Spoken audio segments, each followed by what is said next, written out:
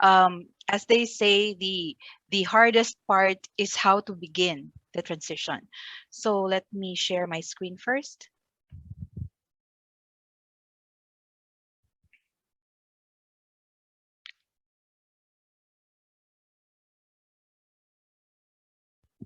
Okay.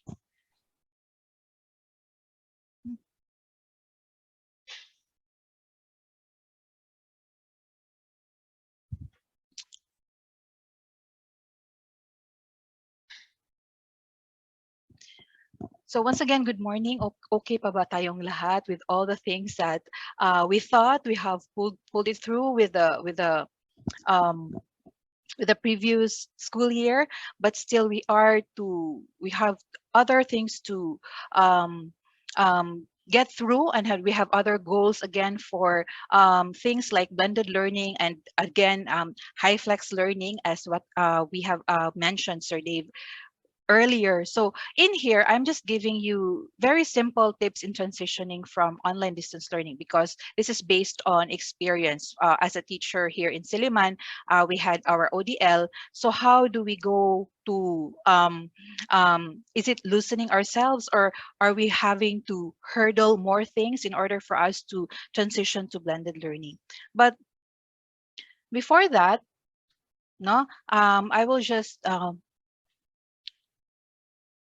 place a poll. No, this is actually like a quick check on what Sir Dave has mentioned to everyone earlier about being to really being to really reading the memorandum on how limited face-to-face is. So let's define limited face-to-face delivery using these scenarios. So kindly answer. I am placing the poll now. Okay, so how would you define, how would you define limited face-to-face, having the with these scenarios? Teacher schedules equal time for online contact and face-to-face contact, since all students agree to face-to-face. Another thing is teacher schedules more time for online learning to cater to non-face-to-face students over face-to-face learning. And then there is also teacher schedules purely online contact with the students, since no one from the class agrees to go face to face. Okay.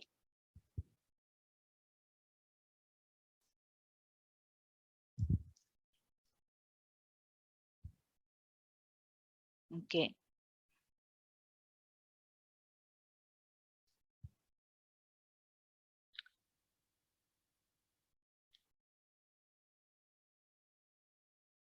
Okay.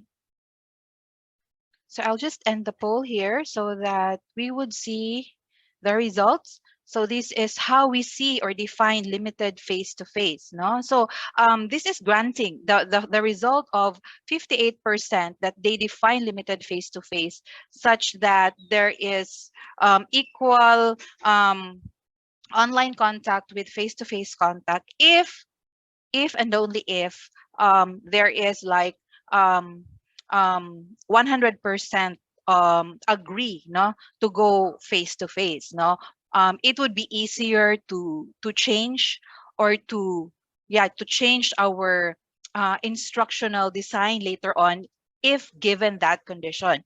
By the way, all of these scenarios actually could be part of the limited face-to-face, no? And then the second one is teacher schedules more time for online learning to cater to non-face-to-face students over face-to-face learning. So what does this mean, no? As mentioned by Sir Dave earlier, we could actually decide on having it like we will have face-to-face, and at the same time it's the synchronous session for those who are not participating in the face-to-face delivery.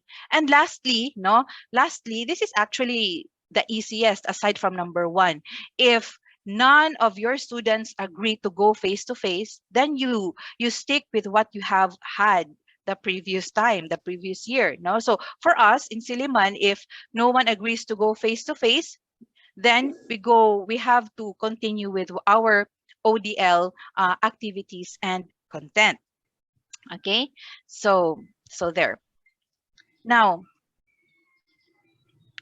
I'll just post this one just to give just to remind us of again the face-to-face classes, what face-to-face classes means, no?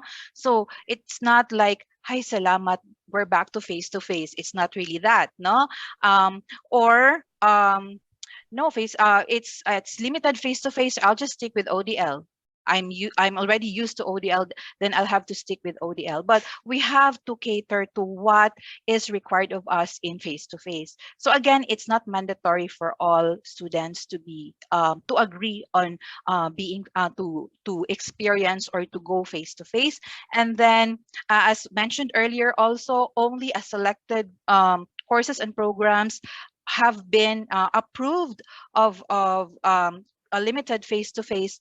And lastly, no, we have to highlight this one. No, student has the option not to participate. It's yeah, because um, it's really something that is also very we have to highlight, we have to emphasize, and we have to take note that we cannot force them to sige na, let's just do face to face para madali ang lahat, no? So again, we'll have that one. So we'll take note of face to face, what we know of face to face, as per CHED DOH Joint Memorandum Circular. Now, the question is, how do I transition? From what we have learned from Sir Dave earlier, it was really a lot, no? And we have realized that no, we're not actually, we still have a lot to improve. I mean, if we have improved for ODL, if we are going to transition from ODL to face, I think we still have a lot to do, no? Pero with these suggestions or tips, no, these are only things that I could provide to you as also part of observations, no, observations as we have had ODL, and how we could be able to improve or move forward to blended learning, as well as from my own experiences on trying to make things basic and simple as possible. So okay, so how do I transition from online distance learning to blended learning? Okay. So for the next one, I have a question here. I am sorry if um I have placed my answers in Cebuano, but actually I have my set of translations here as well. No, just this is a disclaimer that this is just to lighten the mood, because maybe some of you have already become a bit a bit bothered or troubled na you still have to learn a lot. But more or less, now, who were you during ODL, especially for those who have experienced ODL in their respective universities or schools, no? So when you say hilabtanon ko, I tinker, I take the risk in trying to do things out, and then in Soul or maybe in your own LMS, no matter the consequence. Meaning, I really don't care. I just click on it so that I could try if it works or not. No? And then, joiner ko, I use other apps or technology and integrate it in my lessons in Soul or in your LMS. Meaning, you are not limiting yourself to what your LMS could offer, but you actually search for more applications that could be useful in your classes or in your courses. And then Nako is ikasturya, which means you have something to say about it. So you give advice, you volunteer to give more information to students for the betterment of their understanding of the lesson. So if you feel like you have all the bits and pieces of all three, no, it's ka-perfect baoy, which means you have all of these qualities. So there, okay. Sige. So far, so I will have 30 more seconds for that one, so that uh we could try to see which am I predominantly. Yes, during my previous year. And maybe you could also recall what have you done when it comes to tinkering, or maybe what have you started out when it comes to exploring outside apps and making it part of your, or integrating it in your own LMS. And then more also of being a consultant in letter C, meaning you give more information, or you deliver more knowledge to students so that they could understand well and um, have a better set of skills for that one. And of course, if you feel like you have all three, then yes, ka-perfect baoy. Okay, so after that one, okay, so here, okay, so most of us, 53%, are joiners, meaning they have integrated no another application or another technology in their learning platform, no, in their learning platform. And then many are, a few only do not would want to tinker because it might delete or it might disappear. No, I also understand you. I feel you. No, and then there's that yeah, as a teacher, it's innate in us to really to really give more when it comes to knowledge, or yeah, knowledge or information, so that they could our students could have a better understanding of things. And then there are just a few who are humble enough to say, yes, I have those three, no. So let's try to see which ones let's try to see which ones are we. Okay, so it's actually what we have just done is just taking a back seat and trying to evaluate ourselves. Who were we? No, what role did we take during ODL, or what role do we did we have during ODL? So if you look at these roles, they are actually very familiar to us, especially for those um, um, teachers in Siliman, because when we introduced ODL to them, these were the same roles that were given to them, no, or presented to them if when you do ODL. So you if you're a researcher and a developer, that means you are an innovator. You really try to take the risk, whatever happens to that particular. It could be a failure sometimes, but um, it's more of creating for the love of creating or innovating. And then we have integrator. So that's the second one. So in here, when we say integrator, we have more expansive focus on determining best fit instructional methods and meshing online and offline activities, which requires deeper content expertise, no? Which means that we are up to date with our content in our field in such a manner that it could also mean that technology is relevant to our old content. So something like that, no? So again, it's not just the content that we have all known, no, for the number of years of teaching experience, but it's more also of integrating up to date new knowledge in our field of expertise. And then another one quality of an integrator is there's focus on differentiating student learning pathways, no, based on student data, especially because we have to have like profiling of our learners, who they are, so that we would be able to understand the different learning pathways to go. And then we have the guide, no? So the guide would mean there's increased focus on facilitating student learning rather than delivering knowledge, no? So again, I hope at this moment there's not many of us who still feel that we are just trying to deliver the knowledge right there, no?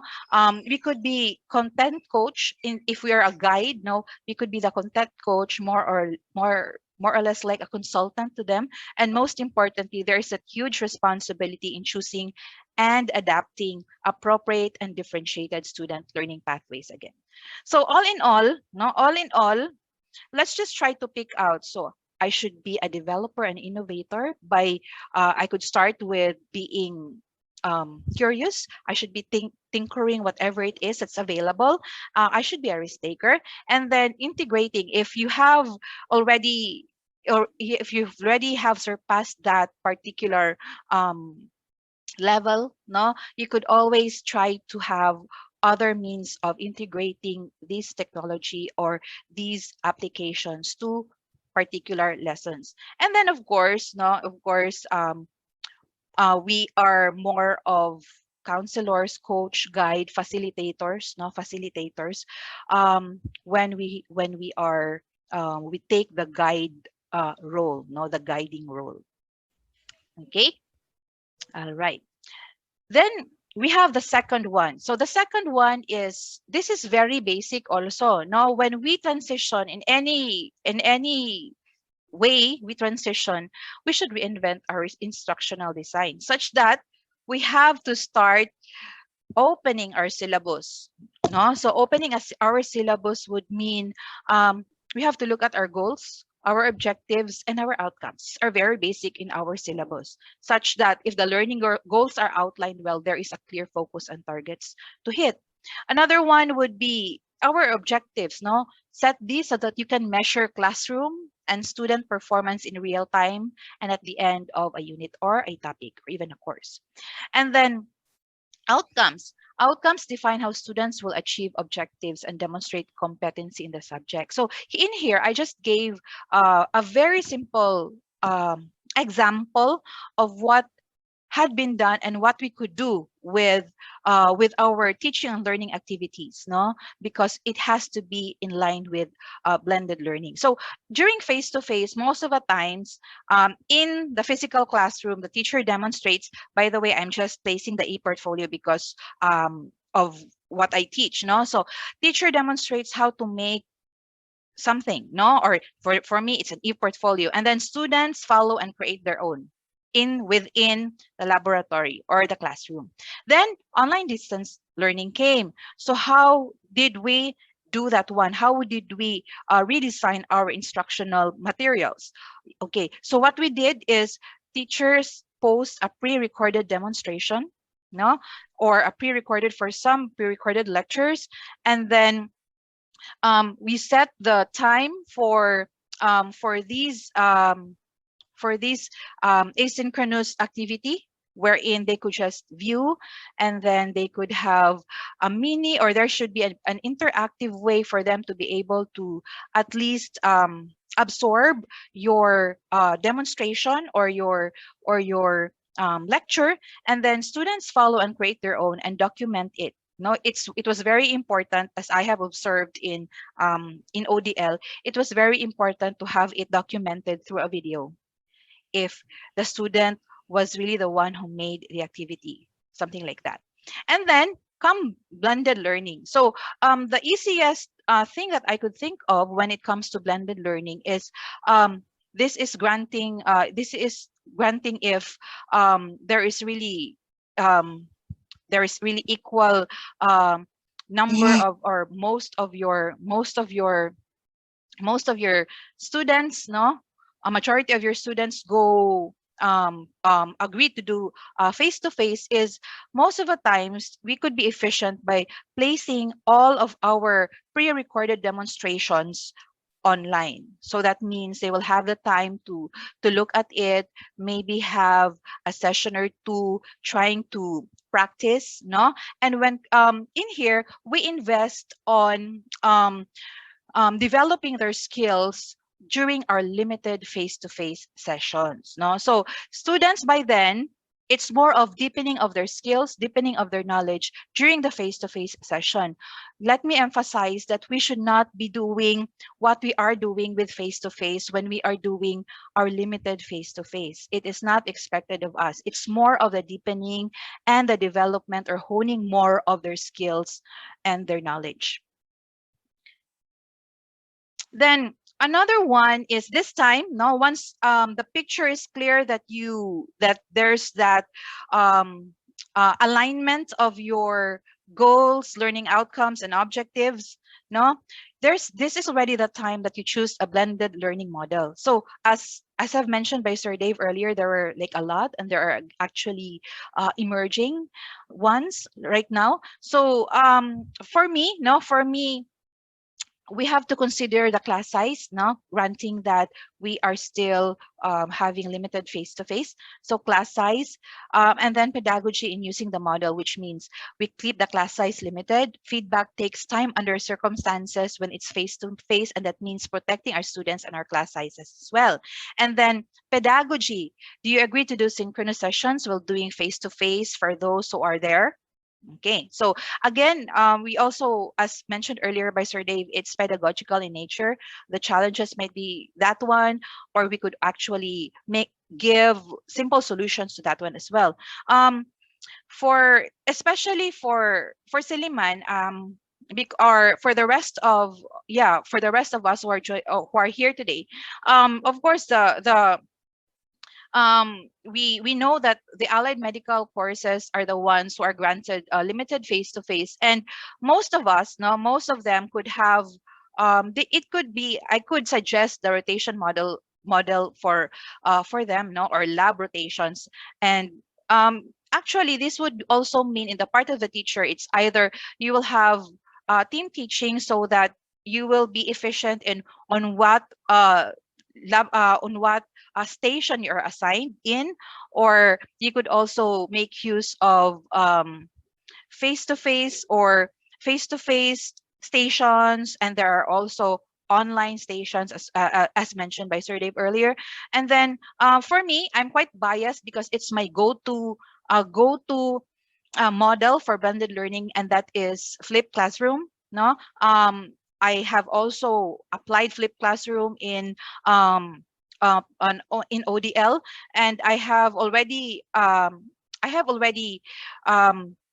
tried, and I have applied it in some of the lessons, even in face to face. No, so flipped classroom would mean um, um, students then come to a brick and mortar school for classroom projects and practices. Again, no, it's already practices, and it's already the skills that we are honing for the limited face-to-face sessions.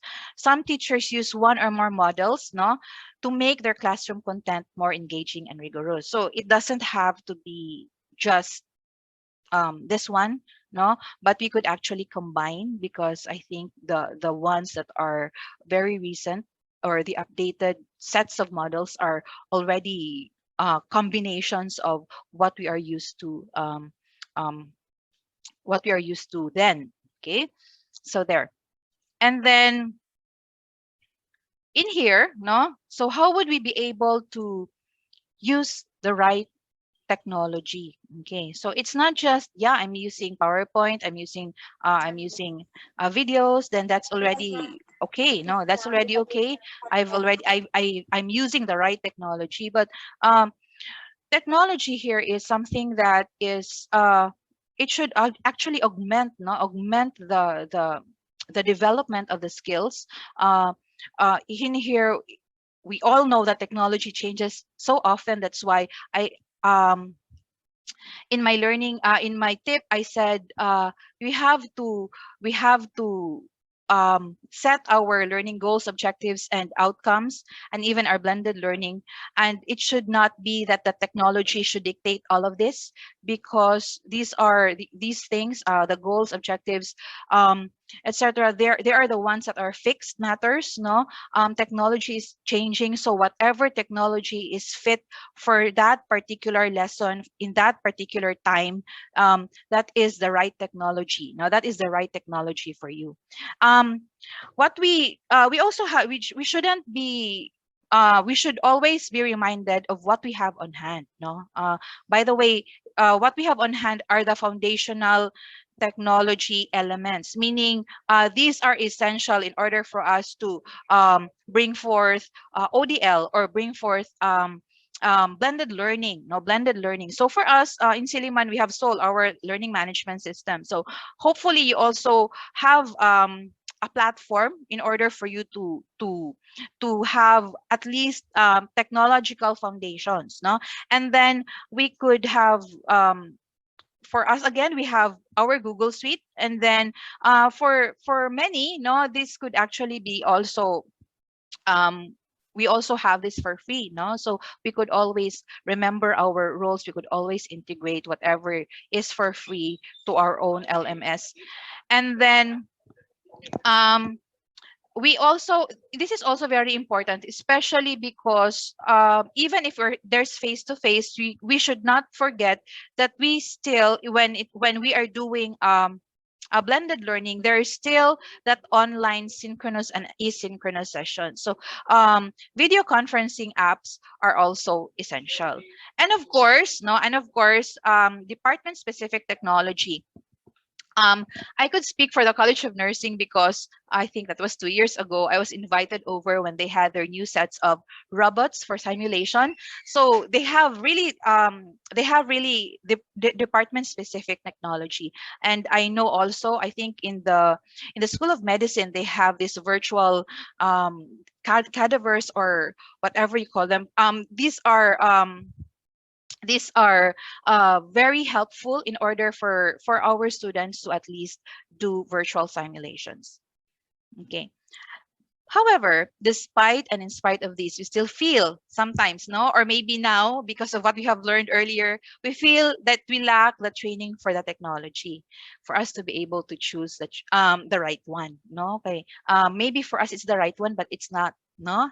And then, but on a side note, I'm promoting this for all of the Silliman professors here. Yes, the month of June and July is training time for all of us. So we could attend our upskilling sessions in order for us to enhance our skills. No, so in using the right technology for a particular lesson or course. So when instructors understand and believe in the importance of the technology, so they know the technology inside and out, it will shine through to their students. Meaning they could direct their students easy procedures on how to deal with the technology. No, we don't have to have um, highfalutin sets of instruction. So as to confuse our students more, it's more of if we ourselves are capable, or we are skilled enough and we know our technology enough, then it's easier for us to also give or direct our students in using the technology. Okay. The next one is design the classroom as a blended learning environment that has a culture that embraces blended learning. So this is quite, um, yeah, this is quite heavy in a sense, complicated maybe, but let me just give you some tips on how to make it quite simple, no, quite simple for everyone. So first tip is learning management has a content and instruction for both, no, for both ODL and face to face. And then physical classroom has elements of ODL. How does this work? So when you are in the virtual classroom, there is a reminder that there is another platform used in this setup. No, it's not just this virtual classroom, but presented in a seamless manner, hopefully seamless manner. It doesn't have to be imposing. So we can start by having our activities instructions for face-to-face incorporated in our virtual classrooms. So what does that mean? No, bato-bato sa langit tamaan, huwag magalit. Like for example, when the student enters a particular topic, walang katapusang scroll down because everything is there, no? So what do we do? What do we have to do in order for us to have a better design of a blended learning environment? So we organize the contents in logical units or modules. So we will have like this particular topic, the big topic, and then after them, you could actually have like an indented portion with the labels that we use them for synchronous, for asynchronous sessions, and also for face to face. So as simple as that one, we could have that one placed in there. So that means they are not limited to the online materials only, or online content, but also with what they could use with yeah, with their face-to-face sessions. So in here, we also have to be we have to be sensitive to our students' learning styles. No, it's not just because we have placed the PDFs and the slides in there, then that's okay. We have to have a multimodal way of presenting our our content. So it's advisable that we have like an audio or a video, which shouldn't be very long. No, our mga pre-recorded lectures or our pre-recorded demonstrations, they shouldn't be very long. No, we have to keep the segments short from 2 to 15 minutes. No, it doesn't matter if there's more. We could actually make another video for that one, so that um, this will actually help in retention in the student side. So strategically chunking content helps students to absorb the information and avoiding information overload and exhaustion, di ba? I mean, if interface pa lang, when they enter the topic, it's the walang katapusang scroll down. It's already, they could feel that, oh my god, I'd be overloaded with information after the session, no? So by the way, chunking content includes videos into, yeah, in 2 to 15 minutes, as I have said earlier. Again, for teachers of Silliman, upskilling is key. So on the other hand, we have physical classroom. So we should help students digest the chunks of materials by providing short recall or application questions of the content from the VC. Like we could say, remember with the video that I have presented to you on this and that, you could in that part where, so you could actually have like a recall in them when you are doing face to face. And then research has demonstrated the critical role of retrieval practices for conceptual learning. No, that's why it's also important for us to have that kind of recall to sessions, no, mini sessions with our students. Whether wherever platform they are, there should be a piece of the other. No, so if they're in the virtual classroom, so they are reminded that there's that face-to-face session.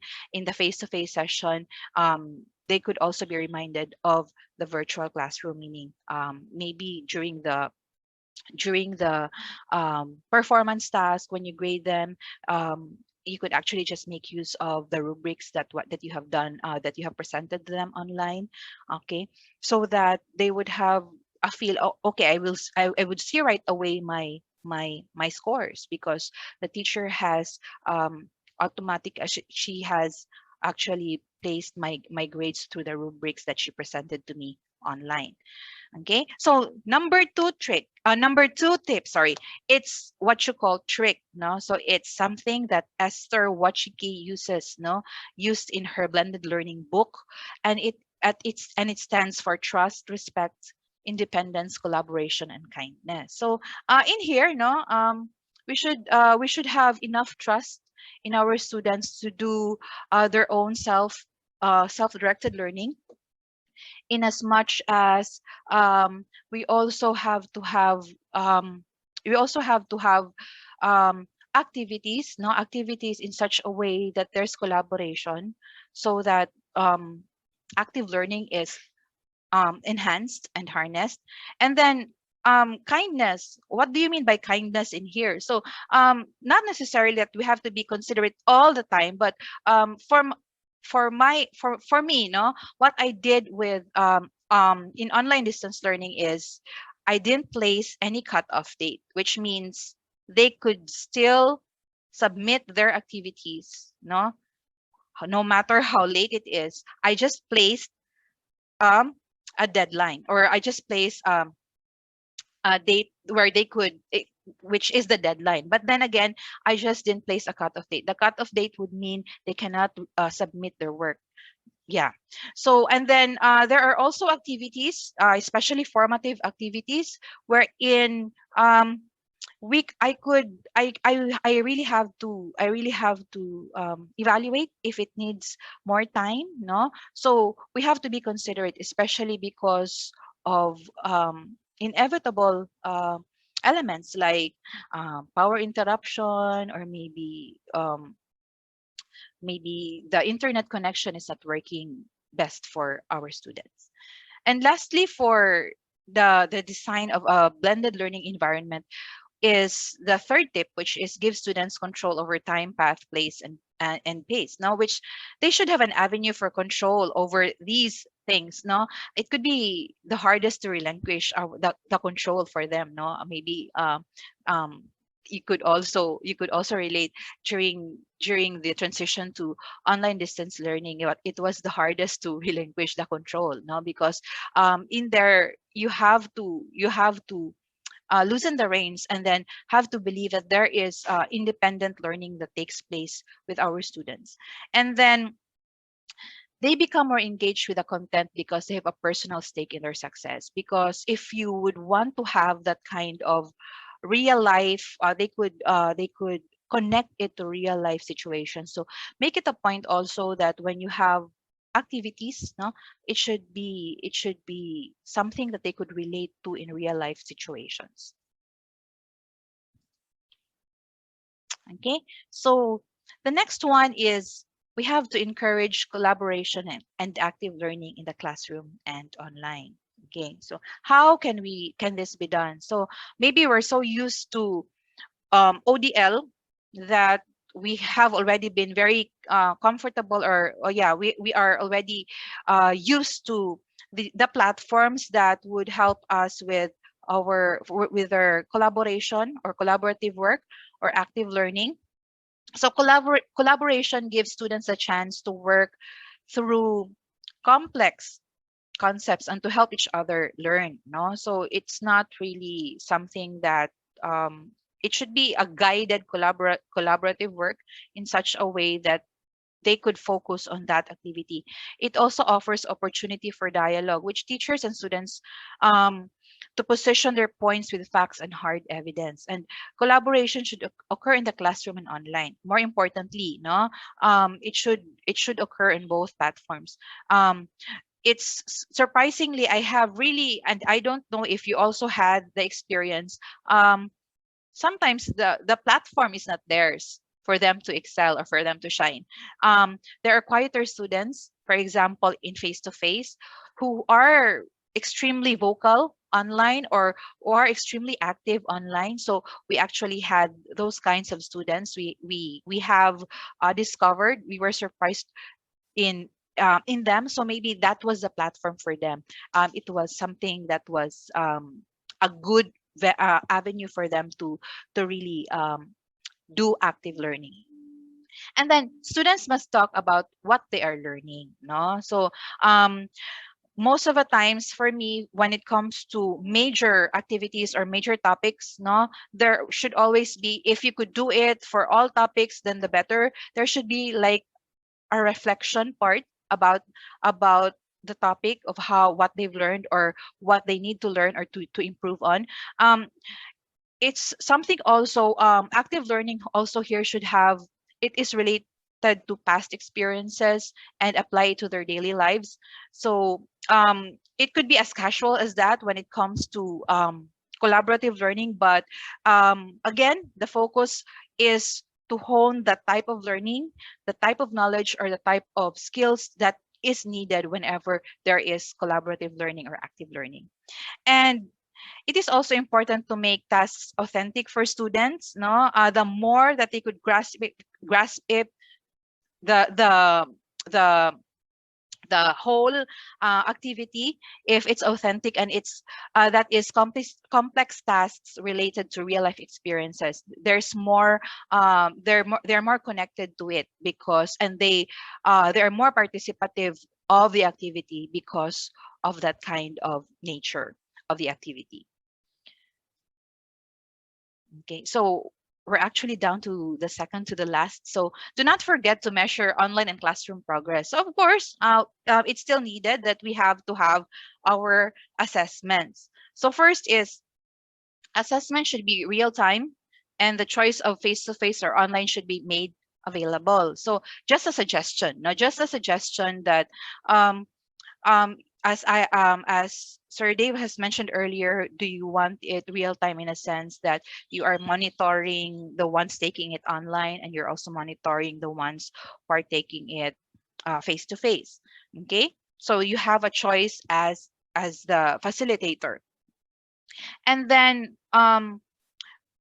more importantly, hopefully, no, hopefully by this time it's already easier because your your let's go back, no, our goals, our objectives, and our outcomes are well ironed out already, no, it's well planned out. So hopefully by this time when you do assessments it's already way easier because everything else in the beginning, no, is already ironed out.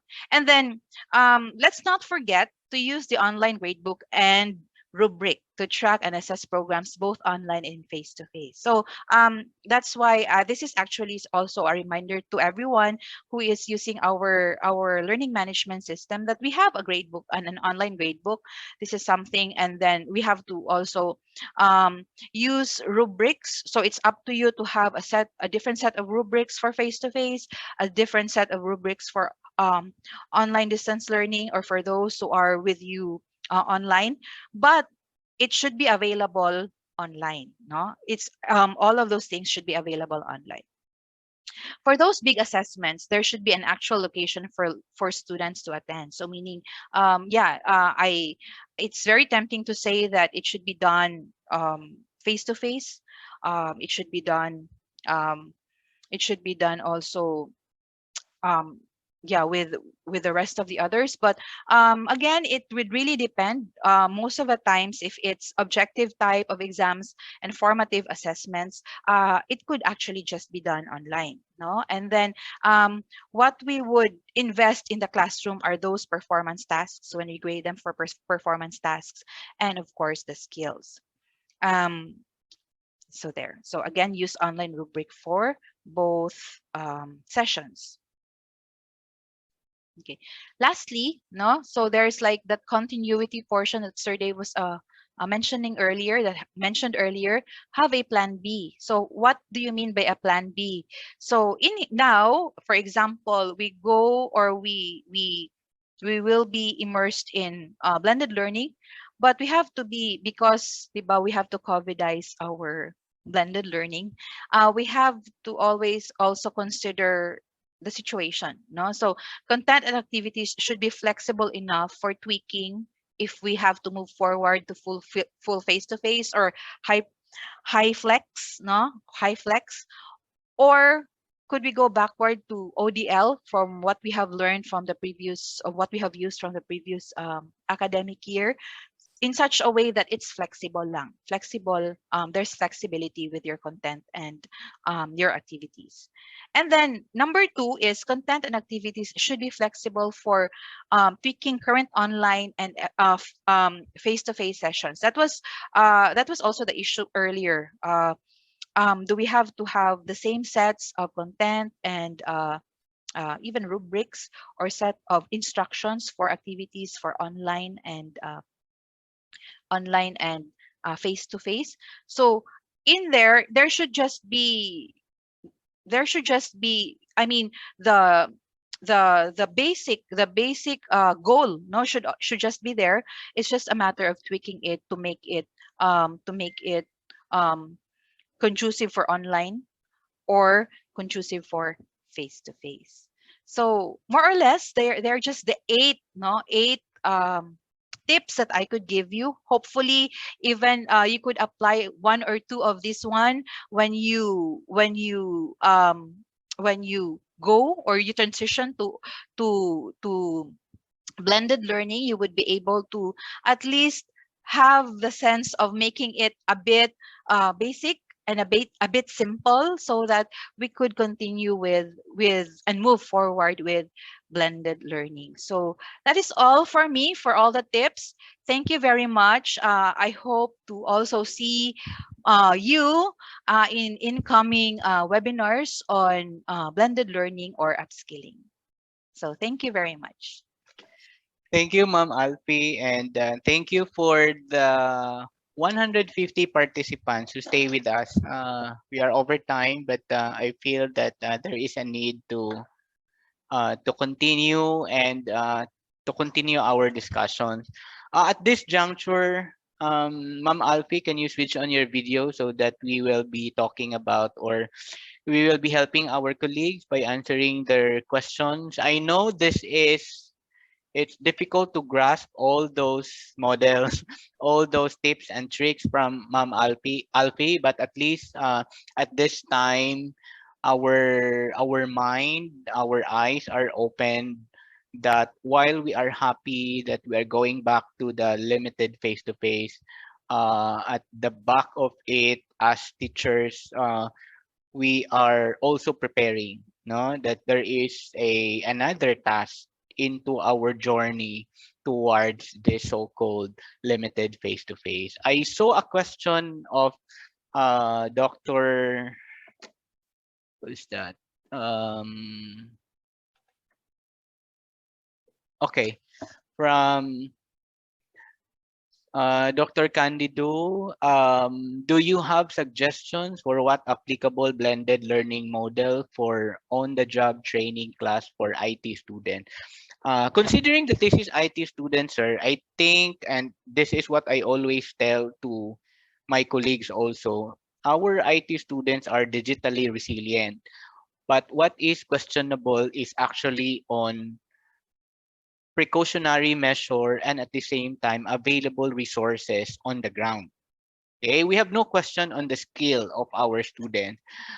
They could come, they can do all this stuff, but the question is more into the health and safety protocols that are established both on campus and on the company, no? So we can again revisit HighFlakes, pwede din namang flip learning, pwede din namang rotational, but pwede din namang fully online because many companies naman in the IT industries allowed work from home. So this is basically a practice for them that in the IT world there is a so-called work from home type of employment.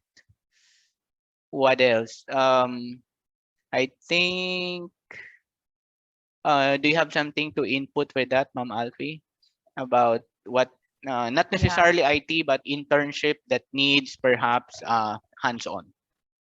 Okay, so I could give an example on our student teachers, no? So even our student teachers, they have to have their number of hours for student teaching, and we for the last year, I think I believe it was a very successful student teaching, online student teaching for everyone. So uh, um, again, it's no doubt about it. Our students could deliver.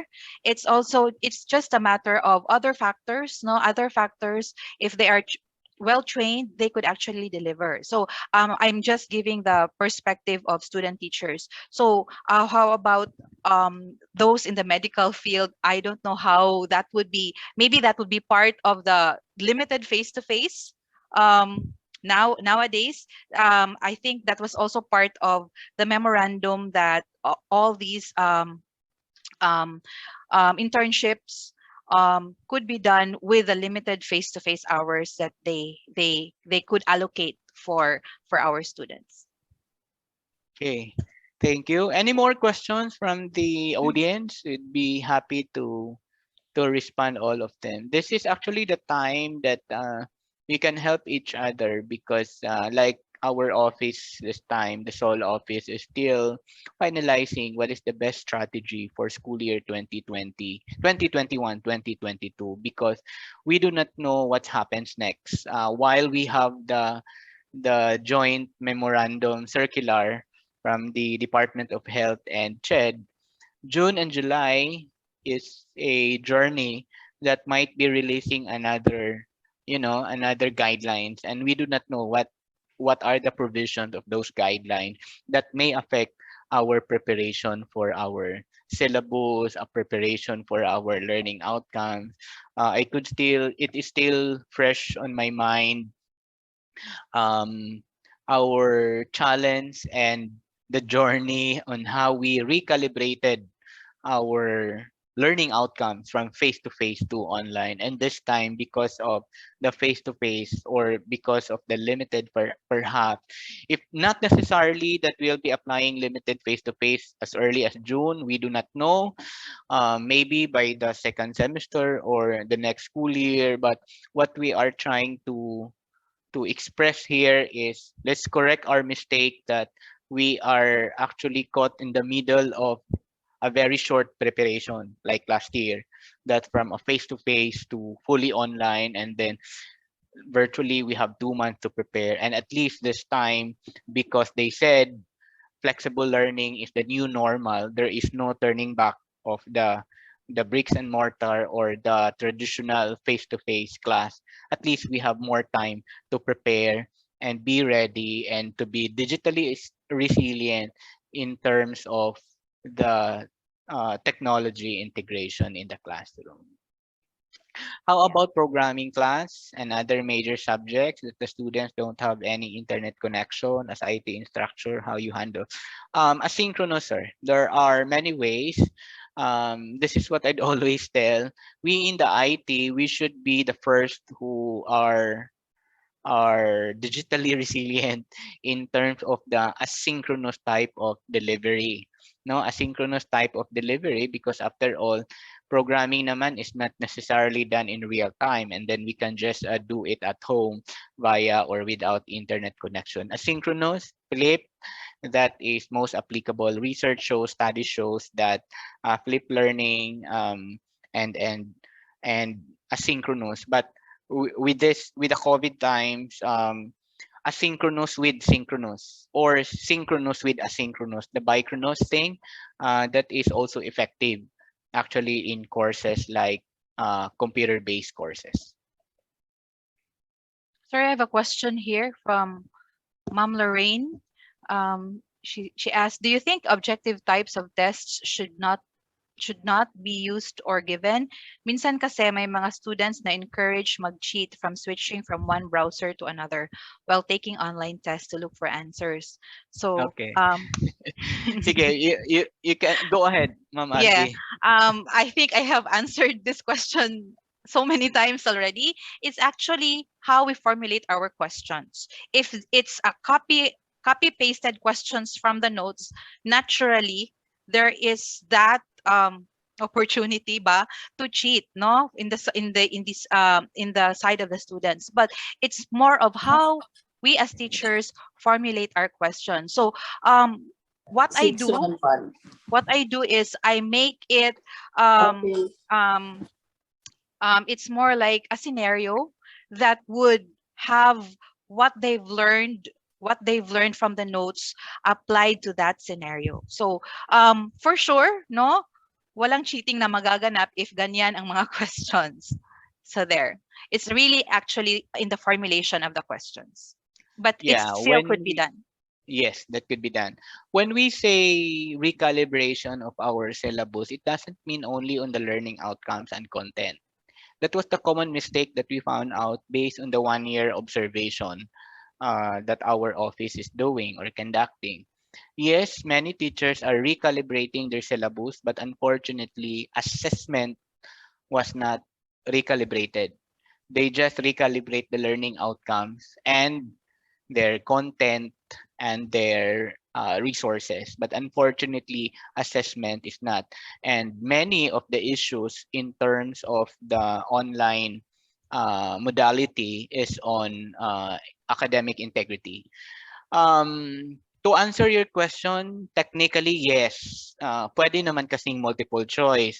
But again, go back to the basic in teaching and learning, which is on based on your learning outcomes. If your learning outcome says it's just simply remember, recall, and etc. at the lower level of taxonomy, then you can use multiple choice naman. But if your learning outcome said to argue, to discuss, to clarify. Do not use multiple choice because in the first place, it does not correspond or it is not the appropriate assessment activity for that particular learning outcome. So still matching. My always argument into that is let's go back to the basic of teaching and learning. Match, no, match the most appropriate technology, the most teaching strategy that we can consider in the kind of learning outcomes we can in our subject or in our courses. Okay. So What arrangement have you made for this considering the flexibility and diversity of students?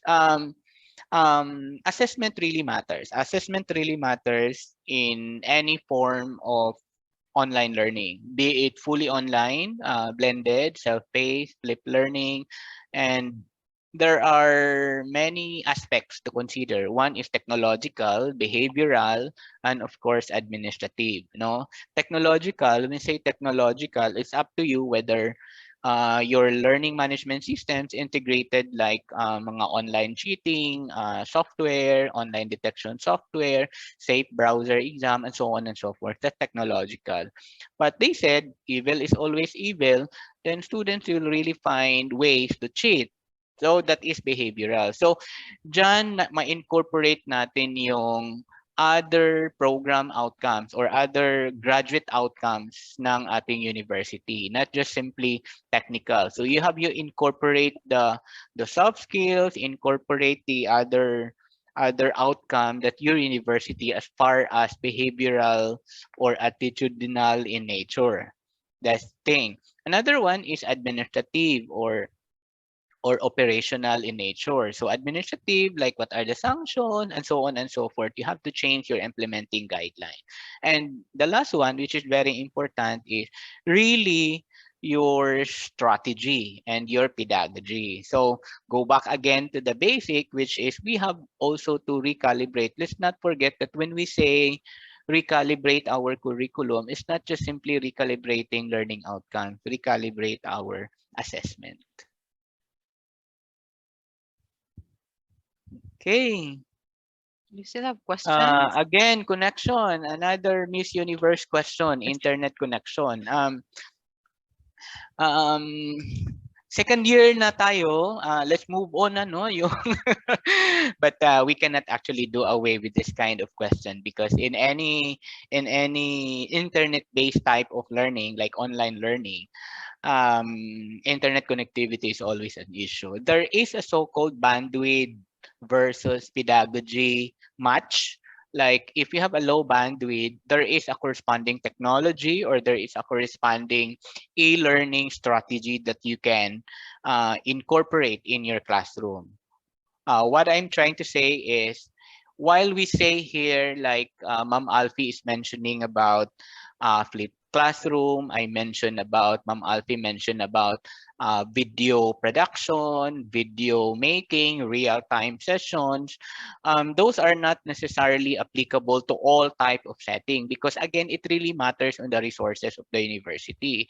So say for example, if all our students don't have an enough bandwidth for real-time session, then do not insist to have a asynchronous or live discussions. Do a pre-recorded one so that the students can plan out when they could have the data. So again, it's really a matter of how do you match the available resources in your teaching or in your syllabus or in your strategy. Because after all, again, I always tell this that technology should support our mechanism and our pedagogy, not that our delivery is overtaken or overdriven by our technology. It should not be that case. Is your team planning to conduct trainings to enhance blended learning in physical education? Ma'am Alfie, do you have something to share with this? So far, our lineup for upskilling is unfortunately for Siliman faculty. No, so we will announce if ever there are um, um, trainings that we could conduct for all, for everyone out there, not just for our colleagues here in Siliman.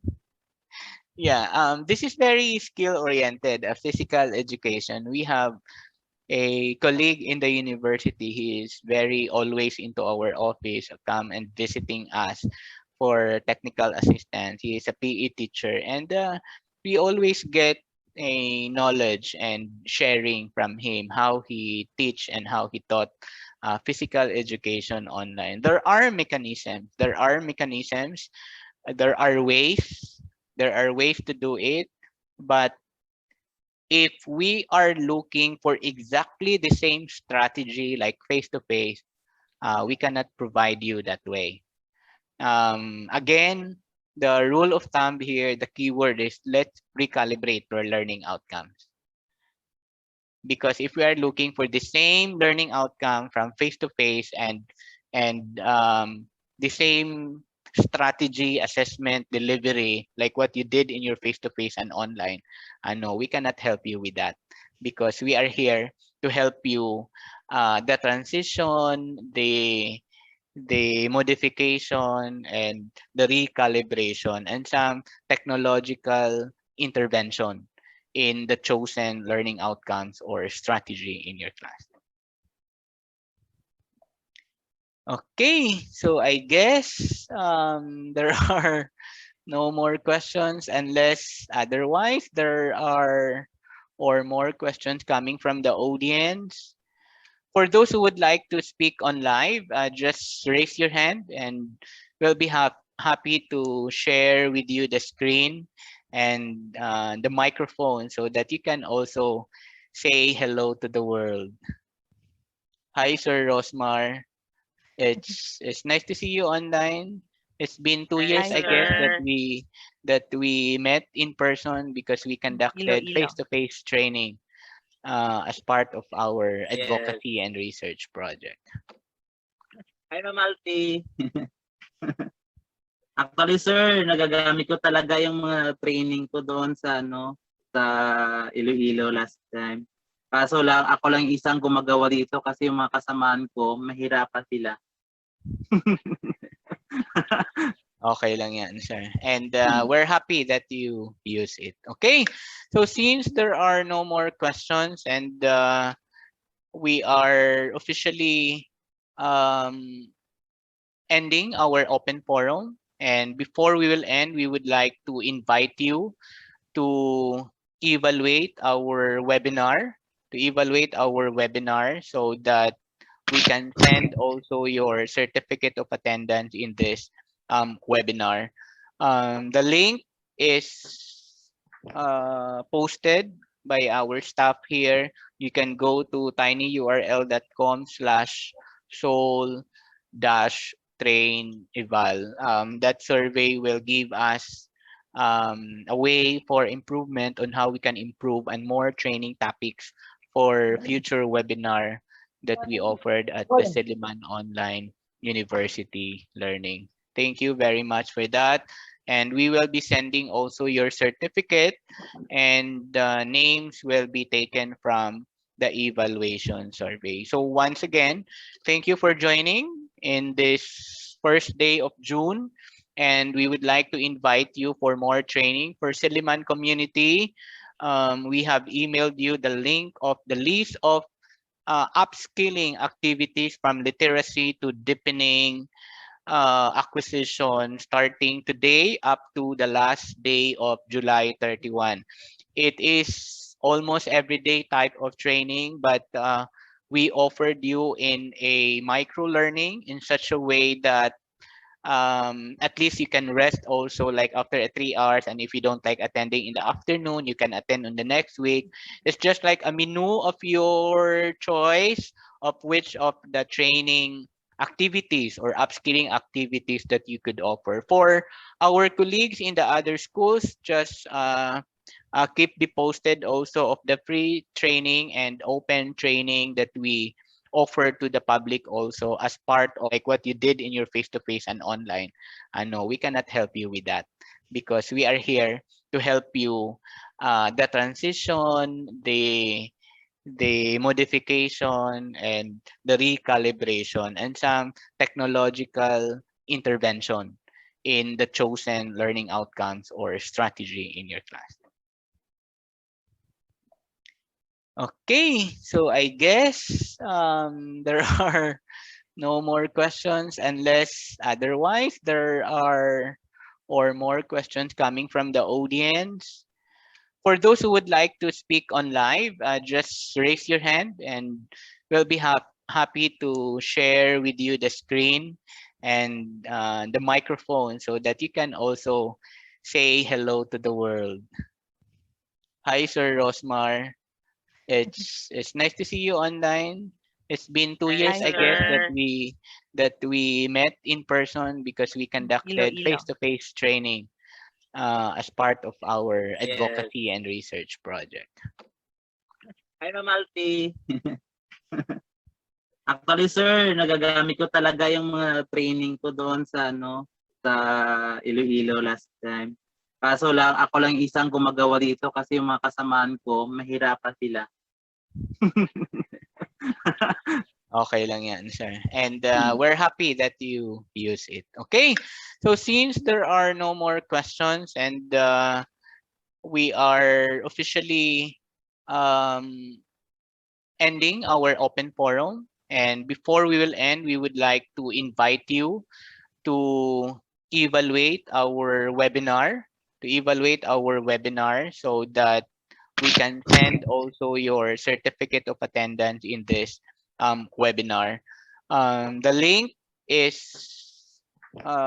posted by our staff here. You can go to tinyurl.com/soul dash train eval. That survey will give us a way for improvement on how we can improve and more training topics for future webinar that we offered at the Siliman Online University Learning. Thank you very much for that. And we will be sending also your certificate and the names will be taken from the evaluation survey. So once again, thank you for joining in this first day of June. And we would like to invite you for more training for Siliman community. We have emailed you the link of the list of upskilling activities from literacy to deepening acquisition starting today up to the last day of July 31. It is almost everyday type of training, but we offered you in a micro learning in such a way that at least you can rest also like after 3 hours, and if you don't like attending in the afternoon you can attend on the next week. It's just like a menu of your choice of which of the training activities or upskilling activities that you could offer. For our colleagues in the other schools, just keep be posted also of the free training and open training that we offer to the public also as part of our community extension activities. Daghang salamat kaninyong tanan and we can do this. God bless everyone.